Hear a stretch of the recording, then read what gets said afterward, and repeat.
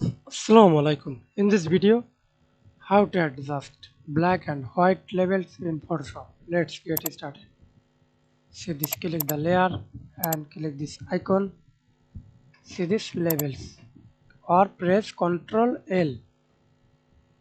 Then show this label. Lock this layer RGB and see this black and white.